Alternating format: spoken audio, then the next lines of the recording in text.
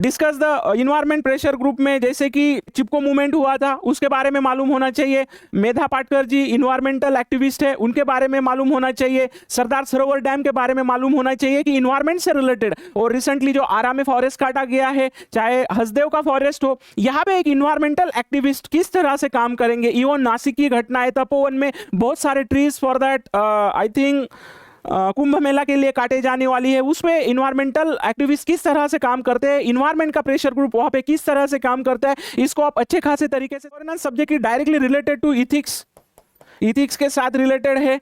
GS1 society के साथ related है। उसके बाद जैसे कि सुप्रीम कोर्ट का जजमेंट रिसेंटली शायद वुमेन्स अनपेड वर्क के बारे में था, उस पर क्वेश्चन पूछा गया है। उसके बाद देन बिल्स सुप्रीम कोर्ट में भी प्रिपेयर करोगे तो हाई कोर्ट ने रिसेंटली जो कॉकरोच जनता पार्टी है उसका ट्विटर बैन हटाया है। तो IT एक्ट यहाँ पे आपको पढ़ना चाहिए 2000 की, इंफॉर्मेशन टेक्नोलॉजी IT रूल्स 2021 से आपको ये पढ़ने चाहिए। देन उसके बाद बिल्स एक्ट एंड अमेंडमेंट्स, हमेशा बिल्स और एक्ट अमेंडमेंट न्यूज में रहता है। शांति बिल न्यूज में है, न्यूक्लियर एनर्जी से रिलेटेड, वो आपको आपके साइंस एंड टेक्नोलॉजी के जो न्यूक्लियर एनर्जी है उससे और नैनो टेक्नोलॉजी है उससे को रिलेटेड करके पढ़ना चाहिए, तभी आंसर का वैल्यू एडिशन होगा। Governance that is GS2 polity IR, यहाँ न्यूज़पेपर हमेशा फ्लडेड होता है पॉलिटी की न्यूज से। पॉलिटी एंड कॉन्स्टिट्यूशन में जो भी बिल पारित होते हैं उससे रिलेटेड, राइट। जैसे कि सुप्रीम कोर्ट का जजमेंट रिसेंटली शायद वुमेन्स अनपेड वर्क के बारे में था, उस पर क्वेश्चन पूछा गया है। उसके बाद देन बिल्स सुप्रीम कोर्ट में भी प्रिपेयर करोगे तो हाई कोर्ट ने रिसेंटली जो कॉकरोच जनता पार्टी है उसका ट्विटर बैन हटाया है। तो IT एक्ट यहाँ पे आपको पढ़ना चाहिए 2000 की, इंफॉर्मेशन टेक्नोलॉजी IT रूल्स 2021 से आपको ये पढ़ने चाहिए। देन उसके बाद बिल्स एक्ट एंड अमेंडमेंट्स, हमेशा बिल्स और एक्ट अमेंडमेंट न्यूज में रहता है। शांति बिल न्यूज में है, न्यूक्लियर एनर्जी से रिलेटेड, वो आपको आपके साइंस एंड टेक्नोलॉजी के जो न्यूक्लियर एनर्जी है उससे और नैनो टेक्नोलॉजी है उससे को रिलेटेड करके पढ़ना चाहिए, तभी आंसर का वैल्यू एडिशन होगा।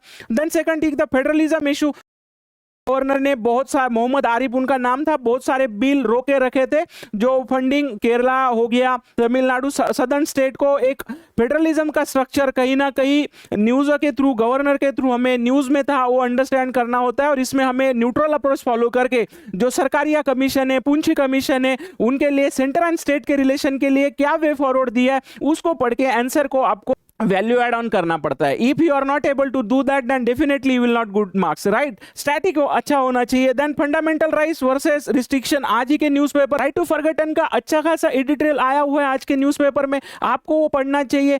तो आपको आर्टिकल 21 डिग्निटी लाइफ के बारे में दिया गया है, उसमें बहुत सारे राइट्स है, राइट टू फॉरगेटन है, राइट, बहुत सारे क्लॉजेस है आर्टिकल 21 फंडामेंटल राइट्स में, वो पढ़ना चाहिए। Maneka Gandhi versus union of India, Navtej Singh Johar versus union of India, ये जो केसेस होते हैं, ये जो वर्डिक पासेस होते हैं सुप्रीम कोर्ट के, वो आपको आपके आंसर में कोट करना ही पड़ेगा, तभी आपका आंसर वैलिडेट होता है और जस्टिफाई होता है। Otherwise your answer look like a simple answer. Okay, then we will see the question asked in 2025 on this area or on these themes. Collegium system पे क्वेश्चन पूछा है सीधा। कॉलेजियम सिस्टम जो सुप्रीम कोर्ट के जज को select करती है, सुप्रीम कोर्ट यहाँ पे लिखा है कॉलेजियम सिस्टम पे हमेशा डिबेट चलते रहता है। नेशनल जुडिशियल अपॉइंटमेंट कमीशन एनजैक, उसके बारे में हमेशा डिस्कशन शुरू रहता है, तो वो आपको न्यूज़पेपर के थ्रू अंडरस्टैंड होता है। सुप्रीम कोर्ट के वर्डिक्स होते हैं, कॉलेजियम के जज अपॉइंटमेंट की जो सिस्टम है कहीं ना कहीं इस पर क्रिटिसिज्म भी होता है और डायरेक्टली 2025 में क्वेश्चन आया है। ओके, तो आपको ये थीम है न्यूज़पेपर की, सुप्रीम कोर्ट अच्छे से पढ़ना चाहिए। और सुप्रीम कोर्ट से रिलेटेड हाई कोर्ट हो गया, सबऑर्डिनेट कोर्ट हो गया, डिस्ट्रिक्ट कोर्ट हो गया, चाहे सेशन कोर्ट्स हो गए, ये आप सबको एक हिरार्की मालूम होनी चाहिए। और सुप्रीम कोर्ट की जो भी थीम्स है और प्रीवियस PYQs है, prelims as well as mains को अंडरस्टैंड करके समझना चाहिए, तभी आपको प्रॉपर अप्रोच आएगा इन क्वेश्चंस को अटेम्प्ट करने का। Then centre state financial relations, यहाँ पे फेडरलिज्म का इशू इमर्ज होता है सेंटर और स्टेट में। ओके, तो कहीं ना कहीं financial as well as administrative जो भी मैटर्स है समवेयर डिफ्लेक्टिंग ईच अदर, तो सेंटर स्टेट फाइनेंशियल रिलेशन के बारे में आपको पढ़ना चाहिए। या ये स्टैटिक कंसेप्ट अच्छी हुई तो न्यूज़पेपर में हमेशा ये दिखते रहता है, you can study it here, right. Moving to the next, governance. Governance सबसे बेस्ट एरिया है, अप्लाई नेचर का क्वेश्चंस आते हैं यहाँ से, और ये एकदम बेस्ट एरिया है जो the student whose are aspiring become an IAS officer, जिनको इंडियन एडमिनिस्ट्रेटिव सर्विस में जाना है, तो गवर्नेंस की पॉलिसीज इंप्लीमेंट करने के लिए किस तरह के initiative, schemes and programme launch करती है गवर्नमेंट, वो अच्छा खासा। और governance, your governance subject is directly related to ethics, ethics के साथ रिलेटेड है। GS1 सोसाइटी के साथ रिलेटेड है। उसके बाद गवर्नेंस आपका इथिक्स हो गया, GS सोसाइटी हो गया, सोशल जस्टिस के साथ ये सब्जेक्ट रिलेटेड है। तो गवर्नेंस अच्छे से करना। गुड गवर्नेंस क्या होता है, इथिकल गवर्नेंस क्या होता है, ई गवर्नेंस क्या होता है। रिसेंटली न्यूज चलती रहती है कि आधार के बारे में, UPI के बारे में, डिजिटल पेमेंट्स के बारे में, ई गवर्नेंस पोर्टल्स के बारे में। माय गवर्नमेंट वेबसाइट पे जाओगे तो बहुत सारे ई गवर्नेंस के initiatives as well as the programme launches to the rural as well as urban sector वो मिलेंगे, वो आपको पढ़ने चाहिए। गवर्नेंस का टॉपिक अच्छे से प्रिपेयर करके जाना, अच्छा खासा क्वेश्चन पूछा जाता है। Good governance, e governance as well as that digital payments, Aadhaar पे क्वेश्चन पूछे जाएंगे। आपको गवर्नमेंट की स्कीम और गवर्नमेंट का डेटा यहाँ पे वैल्यू एड ऑन करने के लिए मालूम होना चाहिए और बहुत इंपॉर्टेंट होता है। सेकंड थिंग इज दैट चाहे मिड डे मील इंप्लीमेंटेशन हो, उज्ज्वला स्कीम इंप्लीमेंटेशन हो, इंदिरा आवास योजना हो, दैट इज प्रधानमंत्री ग्राम सड़क योजना हो, जो भी योजनाएं होती है वो इंप्लीमेंटेशन किस तरह के गवर्नेंस से होगी, वो एक प्रॉपर स्टैंडर्ड ऑपरेटिंग प्रोसीजर के थ्रू होती है, और उसका चेक एंड बैलेंस मिनिस्ट्रीज के हाथ में होता है। और एक ब्यूरोक्रेट, एक इफिशिएंट ब्यूरोक्रेट, एक मैच्योर एडमिनिस्ट्रेटर किस तरह से इंप्लीमेंट करता है, वहां दिखाई देता है कि किस तरह का गवर्नेंस एंड गवर्नमेंट इंप्लीमेंटेशन हो रहा है फॉर द कॉमन सिटीजन दिखाई देता है। तो इसको अच्छे से, इसमें थीम्स है कि गवर्नमेंट स्कीम हेल्थ से रिलेटेड हो, नेशनल हेल्थ मिशन हो, प्रधानमंत्री हेल्थ मिशन हो, एजुकेशन हो, प्राइमरी सेकेंडरी टर्शरी एजुकेशन के लिए मिड डे मील स्कीम हो, चाहे सर्व शिक्षा अभियान हो, वो आपको किस तरह से इंप्लीमेंट करना है, इसका बेनिफिशियरी कौन है वो मालूम होना चाहिए। देन न्यूट्रिशन से रिलेटेड स्कीम हो, ओके, पोषाहार की स्कीम हो, okay. Then e governance, second theme service delivery challenges, service delivery कर में डोर स्टेप सर्विस डिलीवरी करने में किस तरह के चैलेंजेस है, शॉर्ट टर्म चैलेंजेस हो या लॉन्ग टर्म चैलेंजेस हो, वो मालूम होना चाहिए। NGOs, self help groups, pressure groups, cockroach जनता पार्टी एक प्रेशर ग्रुप है, शायद आई एक्सपेक्टेड इथिक्स में या गवर्नेंस या GS1 में क्वेश्चन डायरेक्ट नहीं हिट करेगा, लेकिन एक प्रेशर ग्रुप पे, NGO पे क्वेश्चन हिट करेगा। And you need to understand कि what is the importance of NGO for the social welfare, that is nation welfare as well as poverty eradication, urban issue solutions. बहुत सारे NGOs है, NGO जैसे कि बिहार का एक famous NGO है, okay, उसके बारे में आपको मालूम होना चाहिए। उसके बाद कुटुंबश्री नाम का एक NGO है साउथ का, उसके बारे में मालूम होना चाहिए। जीविका, आई थिंक बिहार से जीविका काफी अच्छा खासा फेमस, वर्ल्ड वाइड लेवल पे फेमस है, उसके बारे में मालूम होना चाहिए। गवर्नमेंट्स में आप इस तरह के NGOs हो, सेल्फ हेल्प ग्रुप्स हो, उनको वैल्यू एड ऑन करना चाहिए, और इसके साथ आपको मिनिस्ट्री का डेटा भी मालूम होना चाहिए। थीम से क्वेश्चंस इस पे पूछे गए हैं 2025 पे गवर्नेंस एरिया से, दैट इज ई गवर्नेंस पे डायरेक्टली हिटिंग क्वेश्चन था, ओके। ई गवर्नेंस पे डायरेक्टली हिटिंग क्वेश्चन है। Project how build bias toward the technology, okay, and nation integration. E governance किस तरह से आप e governance through common citizen को aware करते हो, जो सर्विसेज है, जो पोर्टल्स है, उसके थ्रू किस तरह से आप कैपेसिटी बिल्डिंग क्रिएट करते हो सामान्य मतलब कॉमन सिटीजन्स में, and they will get the easily service from government, that will define the credibility of that governance, right. So second question था प्रेशर ग्रुप पे, प्रेशर ग्रुप पे अभी डिस्कस किया। इन्वायरमेंट से रिलेटेड प्रेशर ग्रुप हो, चाहे social welfare से related हो, यहाँ पे भी what is the environmental pressure group, discuss the environment pressure group में जैसे कि चिपको मूवमेंट हुआ था उसके बारे में मालूम होना चाहिए। मेधा पाटकर जी इन्वायरमेंटल एक्टिविस्ट है, उनके बारे में मालूम होना चाहिए। सरदार सरोवर डैम के बारे में मालूम होना चाहिए कि इन्वायरमेंट से रिलेटेड, और रिसेंटली जो आरा में फॉरेस्ट काटा गया है, चाहे हसदेव का फॉरेस्ट हो, यहाँ पे एक इन्वायरमेंटल एक्टिविस्ट किस तरह से काम करेंगे। इवन नासिक की घटना है, तपोवन में बहुत सारे trees for that I think Kumbh Mela के लिए काटे जाने वाली है, उसमें इन्वायरमेंटल एक्टिविस्ट किस तरह से काम करते हैं, इन्वायरमेंट का प्रेशर ग्रुप वहां पे किस तरह से काम करता है, इसको आप अच्छे खासे तरीके से समझने चाहिए। इसके डायमेंशन 360 डिग्री में इसको अनफोल्ड करना चाहिए कि उसका वहां पे इन्वायरमेंट में किस तरह से इंपैक्ट होता है, political as well as economical geographical changes कैसे आते हैं, गवर्नमेंट की पॉलिसीज कैसे रिस्पॉन्सिबल है वो देखना चाहिए।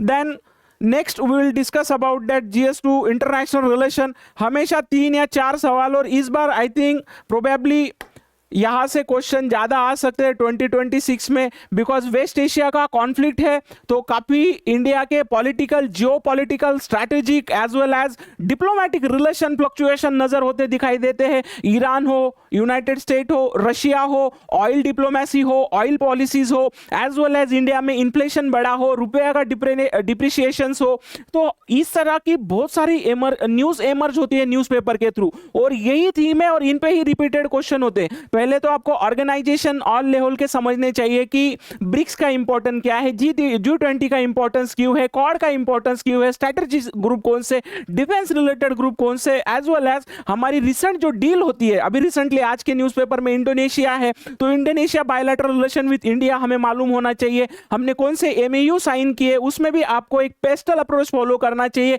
जियोपॉलिटिकल रिलेशन हो, इकोनॉमिकल रिलेशन हो, चाहे डिफेंस एग्रीमेंट हो, डिफेंस हमारी डील्स हो, इसके बारे में आपको थोड़ा होलिस्टिक अंडरस्टैंडिंग होना चाहिए, तभी आप आपके आंसर्स को एक प्रॉपर तरीके से नैरेट कर सकते हो। अदरवाइज सॉरी, आपके आंसर उस तरह से नहीं मार्क्स दे पाएंगे जिस तरह से आप डिजर्व करते हो, बिकॉज एग्जाम टफ है, मेहनत लगती है, और मेहनत करोगे तो डेफिनेटली यू विल गेट। और मेरे साइड से तो ऐसा लगता है कि एक फोबिया या एक नैरो माइंडसेट ना रखे कि this exam only crack by IITians and medical background oriented aspirant. This exam you on crack rural background student as well, जिनका आर्ट बैकग्राउंड है, हिंदी मीडियम से अच्छी खासी रैंक ला सकते हैं, लेकिन प्रॉपर डायरेक्शन हो, प्रॉपर मार्गदर्शन हो, गाइडेंस हो, वो लोग अच्छा खासा परफॉर्म करते हैं। इनिशियल लेवल से ही प्रॉपर डायरेक्शन मिल रहा है, किस वेपन से लड़ना है वो समझ रहा है, तो definitely you will crack this examination. लेकिन इंटरनेशनल रिलेशन का इंपॉर्टेंस इंटरव्यू के लिए क्या है, प्रीलिम्स के लिए क्या है, मेंस के लिए क्या है, यही मालूम नहीं, तो सालों साल वो प्रिपरेशन एक साइकिल के लूप में चलते रहेगा, and you will exhausted with 7 to 8 years। That is the my word. और हमने यही देखा है कि बहुत सारे लोग 2 साल के प्रिपरेशन में भी निकल जाते हैं, कई लोगों को 5 साल भी लगे, 5 साल 7 साल, और हुआ भी नहीं, because of the pain inside them, the regret feel about this preparation is that time पे उनको वो टाइप का ऑक्सीजन नहीं मिला जिसकी उनको जरूरत थी। Oxygen in the sense a proper material, a newspaper, a proper guidance, a senior mentor who guide with the proper syllabus decoding, proper PYQ understanding, proper how to read the NCERT books and decode the keywords for the demand of this examination, that important. Okay, let's see. International relation में हमें India का map और global level का map draw करते आना चाहिए, locations दिखानी चाहिए, एज वेल एज हमें MAUs, एग्रीमेंट्स, जियोपॉलिटिकल रिलेशंस और उसके इंपैक्ट एनालिसिस ऑन इंडिया। यहाँ पे वेस्ट एशिया का क्वेश्चन जब भी पूछा जाएगा तो वो इंडिया पे उसका इंपैक्ट क्या है वो डेफिनेटली पूछेगा। ट्रस्ट मी, कोई भी घटना इंटरनेशनल लेवल पे होती है तो UPSC हमेशा पूछता है कि इसके कॉन्सिक्वेंसेस, इसके इंपैक्ट इंडिया पे किस तरह होंगे। और जब भी आप इंटरनेशनल रिलेशन की न्यूज़ पढ़ रहे हो न्यूज़पेपर में, तो आपको उसका इंपैक्ट एनालिसिस करते आना चाहिए। इंपैक्ट एनालिसिस आप किस डायमेंशन में करोगे? इंपैक्ट एनालिसिस आप इस डायमेंशन में करोगे कि geopolitical, that is geopolitical relation इससे कैसे हैम्पर होंगे, उसके बाद इकोनॉमिकल रिलेशंस हमारे इस नेशन के साथ किस तरह के रहेंगे, उसके बाद स्ट्रैटेजिक एंड डिफेंस रिलेशन किस तरह रहेंगे, इन पे हमारे क्या इंपैक्ट होंगे, इन पे इंडिया का टांस क्या होगा, हमारी जो फॉरेन पॉलिसी है, पैरा डिप्लोमेसी है, इसको किस तरह से टैकल करेगी। ये चीज़ें आपके आंसर में एक्सपेक्टेड करती है, और एग्जामिनर भी यही देखना चाहता है कि बच्चे ने ये चीज़ें अपने आंसर में लिखी है कि नहीं। आप लिख के आओगे, पेपर भर के आओगे, 150 वर्ड्स में मार्क्स नहीं मिलेंगे। Trust me, newspaper is like oxygen. Last तक यही सेंटेंस मैं बोलते रहूंगा कि newspaper is oxygen. Trust me, चाहे आप थोड़ा सा कम पढ़ लेना, लेकिन न्यूज़पेपर को टाइम अलोकेट करके at least 60 minute to 80 minute newspaper compulsory पढ़ा करो, अपने डेस्क पे न्यूज़पेपर रखा करो। कल ब्यूरोक्रेट बनोगे, आईएएस ऑफिसर बनोगे तो आपके रीजन की न्यूज़, आपके नेशन की न्यूज़, इंटरनेशनल नेशन की न्यूज़ आपको आपके न्यूज़पेपर थ्रू अपडेट्स होगी। And I don't know about the news media, they will give the right information और wrong information, but as a reputed newspaper you need to understand our society, our region, national level, international level events. Okay, so that is themes of international level. India's bilateral relations, हमारे जो भी bilateral relation है हमारे neighbour countries के साथ वो मालूम होने चाहिए, चाहे श्रीलंका हो, पाकिस्तान हो, अफगानिस्तान हो, म्यांमार हो, गोल्डन ट्रायंगल हो, गोल्डन क्रिसेंट हो,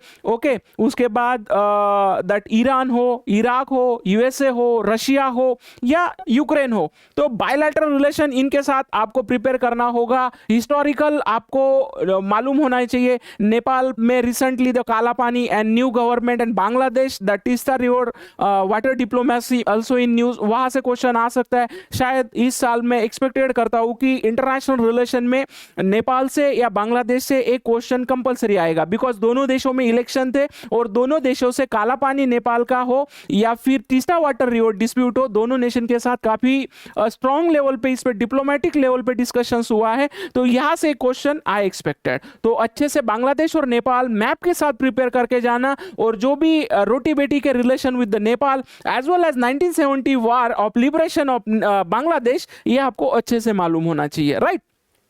Then conflict in the West Asia, this is the very important area. West Asia में जो गल्फ कंट्रीज में ऑयल से लेके इन्फ्लेशन हो या मैन्युफैक्चरिंग सेक्टर में जो भी इन्फ्लेशन बूस्ट हुआ है, crisis in the west Asia, prelims में इसके लोकेशन पूछे जाएंगे, मेंस में वेस्ट एशिया का डायरेक्टली वॉर का इंपैक्ट ऑफ इंडिया पे पूछा जाएगा और यहां से क्वेश्चन आएगा। अच्छे से वेस्ट एशिया प्रिपेयर करके जाना, डायरेक्टली हिटिंग अप्रोच है, बता के रख रहा हूं बिकॉज ये थीम्स पे बोल रहा हूं। 10 साल पीवाईक्यूज फिंगर टिप्स पे होना, सिलेबस फिंगर टिप्स पे होना और थीम्स मैंने डिकोड करके रखी, तो यही पैटर्न है और क्वेश्चन यही से आना है।